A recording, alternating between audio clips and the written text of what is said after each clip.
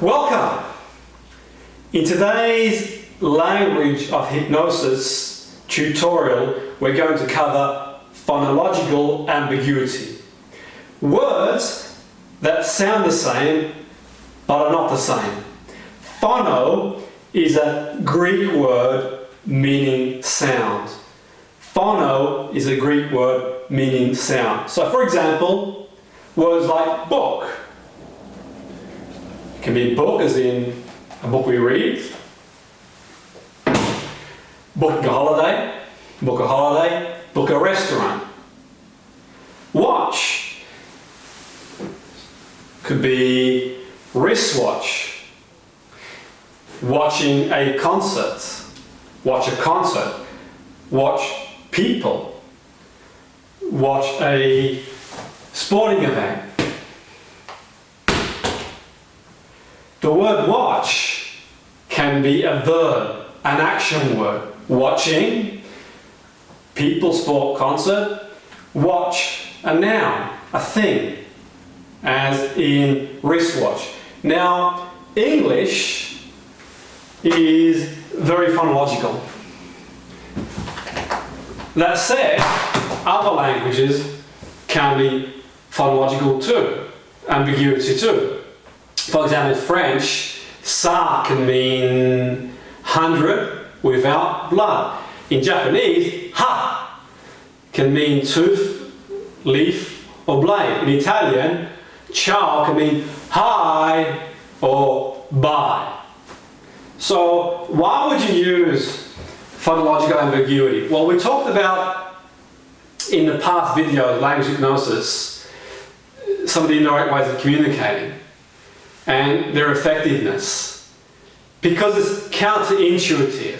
If a person could have solved their issue, their problem, they would have solved it. They wouldn't come to you or somebody else. It's likely to be indirect themselves. So they might be anxious, for example, and they say to themselves, just relax. And they've had a million other people say, just relax. Or they might have a habit they're trying to change. They've been beating themselves for a long time. Or they've been told by many other people over and over again, logically tried to solve the issue. Logically they know smoking is not good for them, they carry on doing it. Or eating certain types of food aren't good for them, they carry on doing it. So what we do is a counterintuitive approach, because we're told, just get to the point, generally speaking, in society, be clear, say what you mean. So it's an indirect way of communicating, which we've covered on other tutorials. It softens rigidity. The quickest way from A to B is a straight line. I give you that. That's the quickest way to the point. Yet, for certain people in certain situations, to have extra ways of communicating can be quite useful. You wouldn't communicate like this with everybody, but there's certain people that it's useful to do that. So you know your audience. So the audience that you're working with, the person you're working with, you pitch it at a level that is not too far away from their reality to cause too much confusion, just enough to keep them interested and make some meaning out of it. And no doubt you listen to songs and you hear one song and you're driving your friends in the car and you hear a song come on and it means one thing to you and something to someone else. You take different meaning from song. And what I learned, one of my teachers, Dr. Jeffrey Zai, told me once my interpretation of what he said during a lecture. I attended Dr. Jeffrey Zai, who started the Erickson Foundation in Arizona, once said that the indirectness is in proportion to the resistance from the client. They my words, not just, but what I gather you meant by that, if someone is really resistant, if someone, for example, has been to 30 different people for therapy and coaching, and they come knocking on your door saying, I don't believe you can help me, then there's a case to be more indirect. If someone comes along and they say, well, you've helped my parents, you've helped my local butcher, baker, candlestick maker, 20 people have come for help from you, and I believe what you can do, you can be more direct. That said, there's a case in my mind where sometimes you can over-compliance, and that's as a video I've done, and you can watch that when you want, resistance with other compliance. So we mustn't underestimate, that's said and done. You'd like to think that if the person believes in you and what you do, you've got a better chance of being a bit more direct with that person. Yet in certain situations you can use ambiguity, phonological ambiguity. You can use it when you're teaching. When I lecture people, if I lecture a group, sometimes what I'll do, I'll send the message to one person and a message to the rest of the group. Or if I'm speaking to two people, I might speak to one person while speaking to the other in an indirect way, sending a message. And I find it quite effective way of doing that. There are 4 kinds of ambiguity in language hypnosis. Ambiguity, there's phonological, punctuation, syntactic, and scope. Today we'll sort of focus on phonological, and I've covered some of the others in other tutorials, and I'll cover them in future tutorials as well. Today we'll focus on phonological. Let me just give you an example. Okay, quick example. So let's use this example. Let's say the stranger saw her duck with the telescope. If I say to you, the stranger saw her duck with the telescope, the interpretation is someone ducking, like ducking, or it could be a real duck, quack quack, as in bird. So the interpretation is someone is seeing the duck using a telescope to see the duck, or I'm seeing someone duck using the telescope to see that person duck. So duck as in bird that flies, or duck as in ducking for cover. Now, other words that are phonological, and there's many of them, and you can sort of go away from here and practice and be more aware of them. It might be the word read. So read as in read a book, or read the colour red. That could be see as in see, or see the ocean. Wait as in wait, jumping on a scale, or wait, don't cross the road. Run as in run, or run as in run a program. Bank as in river bank or financial institution. Buy as in bye bye, or buy as in purchase, buy. So there's many words, and you can do some exercises and be more aware of them, have more than one meaning. So John went to the bank. John went to the bank, the river bank, or a financial institution. Wilma picked up the bats. Wilma picked up the bats at the park. Bats as in baseball bat, cricket bat, or bat as in the bat that flies. Bowl. This could be soup bowl, cereal bowl. Bowl as in cricket. Bowling, he's bowling! Or bowl as in bowling a ball. 10-pin bowling. Our brains are always seeking out patterns, looking to link things together every second that goes by. Every second that goes by, they're looking to link things together all the time. Now, we tend to speak, there's a lot of information that hits our brain at any given period of time, and from a language point of view, a normal conversation is about 200 words we need to process per minute. If we wait until the end of the sentence, we'll be hopelessly lost. It requires a lot of cognitive energy to roll back with what you've said to reprocess the sentence. A lot of cognitive energy to do that. So the person will generally source the information from their mental dictionary. All that information that they're processing any given period of time as well, and the words, and they're digging deep in their mental dictionary. So ambiguity gives you an opportunity to drop in suggestions. You can drop in hypnotic suggestions. You can utilize it for distraction. So for example, if someone is in a full flow conversation and they're on the conversation, they're talking to someone on the phone, in a deep conversation, and then someone rings the doorbell, and they answer the doorbell, and they go back to the phone, they may forget what they were saying. Or if they're speaking to someone one-to-one in a deep conversation, the phone rings, and they pick up the phone, then they go back to that conversation. Have you had times when you forgot what you were saying before? The distraction. So ambiguity can also help people connect to resourceful states. So I mentioned in one of my other tutorials, this young man I was working with who used to wet the bed, and I'd use the metaphor, the bladder, and he was a goalkeeper in football. I used the metaphor, the ball having a bladder, and the bladder as in physiological bladder, and I'd utilise the bladder as in who controls the ball back of the net, and use metaphor and story to help him understand he's got control of bladder and take control of bladder, and that really helped him a lot moving forward. So utilising that to help him connect a resourceful state. He didn't always wet the bed, and for one reason or the other, he was wetting the bed, and it was something that his parents wanted him to stop doing. So he'd been to see other people before me, and I thought, well, let's give a different approach a go. And I'd used and helped him to connect to a state of resourcefulness. The first thing I did when he walked into my premises to do some work with me, I threw a pen for him to catch, and he caught the pen, or felt it even. I said, write down your best 11 of a certain football team he was a fan of.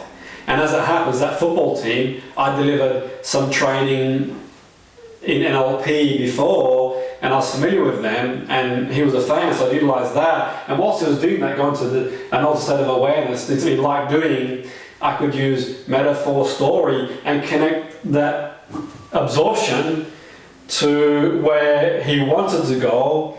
And where he wanted to go was to not wet the bed, and we used that as an outcome to minimise that, and we used indirect way of communicating because he was passionate. He said it was the best session he ever did. He didn't realise what we were doing, but we were doing working towards the outcome. So it can be pretty powerful, and you're sort of pitching it in the way that works for you.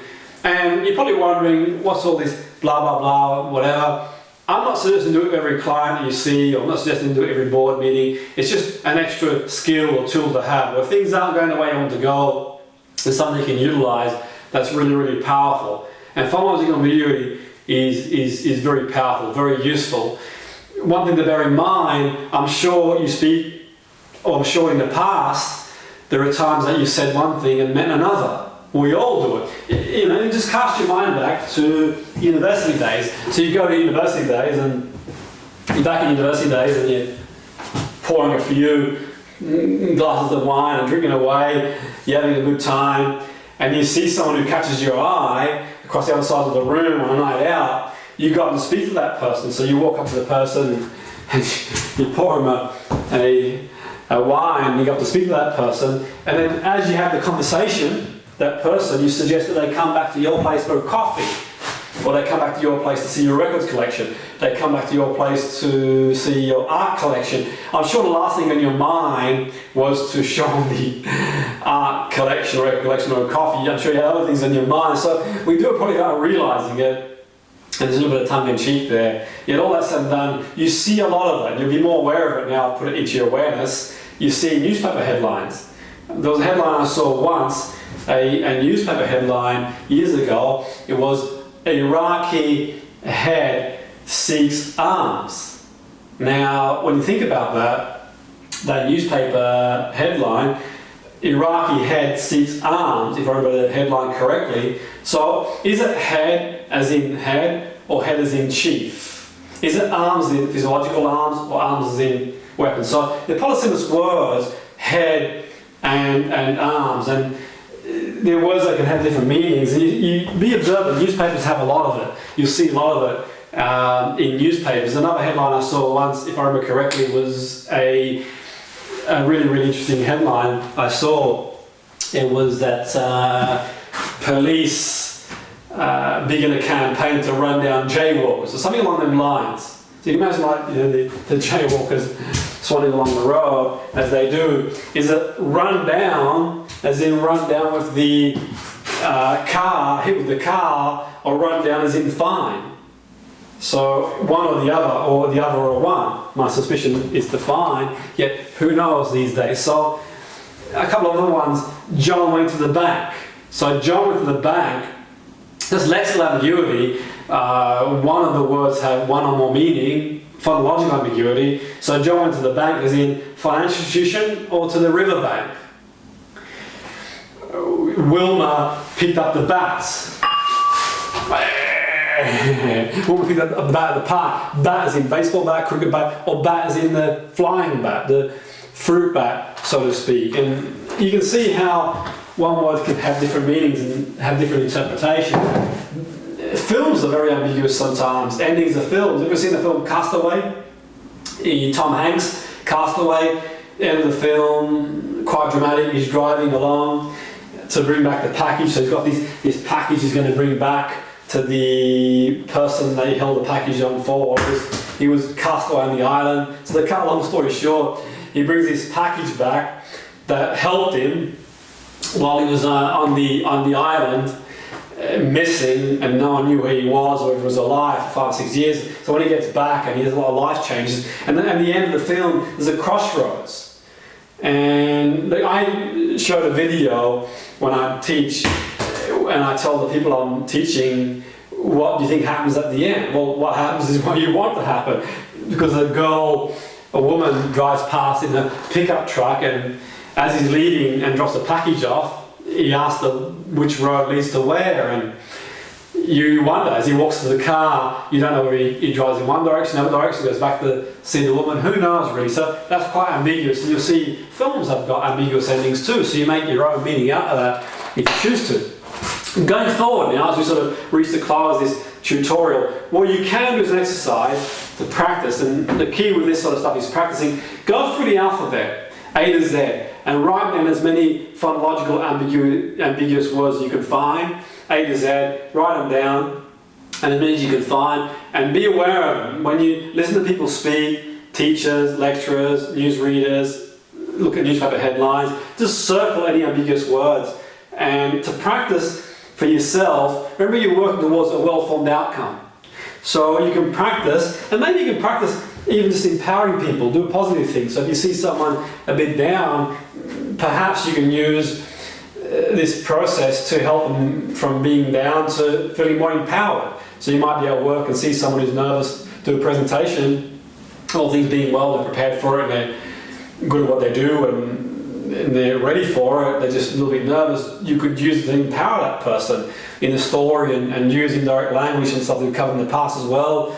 You could use it just with friends and family, practice. As long as you're not going too much out there and becoming really ambiguous for the sake of being ambiguous, just practice really. But what I would say, well, if you're going to practice any of it, I would certainly do it towards an outcome and practice working towards an outcome. But before you do that, to build a conscious competence, if you haven't done this before, and know that you do it, we probably are realizing it, to build at least a conscious awareness of it, go out there and write a list of A to Z, all the words you can find, phonological, ambiguous, and also look for newspaper headlines, circle them, listen to people, and be attentive of what they say, and at least you'll sort of get to that conscious awareness, conscious competence, a bit like when you're driving a car, first gear, second gear, you stall, now you get in the car and you drive, and it's an unconscious competence. You don't have to think about it. You drive somewhere you've been a million times before, you just literally go. You don't record any stop signs, traffic signs, people that you saw,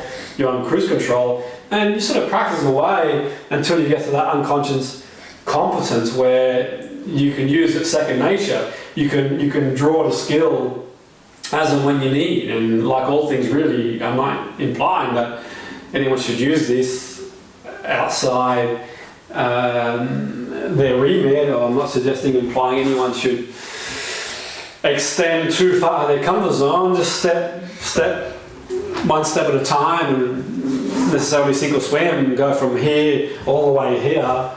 it might be, okay, let's take one step forward and use a couple and see how it goes. And it might be you've got a resistant client or resistant students, and you might utilize it.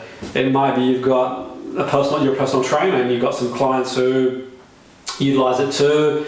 It might be that you're a teacher, you've got students who are resistant on a Monday morning after they come back of the weekend, and then not as engaged as they are throughout the week. So just playing around with it really where it's appropriate and applicable, and take it from there. So till next time, live with passion.